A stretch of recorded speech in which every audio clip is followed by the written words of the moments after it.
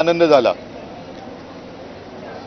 या आनंदाला आपल्या सर्वांनी पाठिंबा दिला, शुभेच्छा दिल्या, मी तर म्हणेन ज्येष्ठांनी आशीर्वाद दिले, तर सर्व माध्यमांना मी धन्यवाद देतो आणि तमाम मराठी जनांना आणि त्याच्यामध्ये खास करून मुंबई आणि महाराष्ट्रामध्ये मराठींसोबत इतर भाषिक सुद्धा जे गुण्यागोविंदाने नांदतायत त्यांनी सुद्धा मला सांगितलं की ये किया आपने बहुत अच्छा किया, तर त्या सगळ्यांना मी मनापासून धन्यवाद देतोय। पण मराठीसाठी लढणाऱ्यांची तुलना भाजपचे नेते पहलगामच्या भाजपकडून काही विशिष्ट लोक आहेत की मराठी त्यांच्या बुडाला आग लागणं स्वाभाविक आहे, कारण भाजपचं राजकारणच तोडाफोडा आणि राज्य करा असं आहे।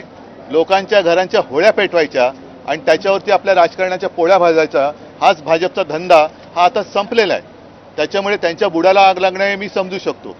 खासदार असं म्हणतो हा मराठी भाषा अस्मितेपुरता मर्यादित राहणार आहे की यापुढे राजकीय युतीसाठी तुमच्याकडून शेवटी महाराष्ट्रामध्ये मराठी ही राज्यभाषा आहेच, त्याच्यामुळे त्या भाषेसाठी जे जे करण्याची गरज लागेल महाराष्ट्रासाठी ते आम्ही करू।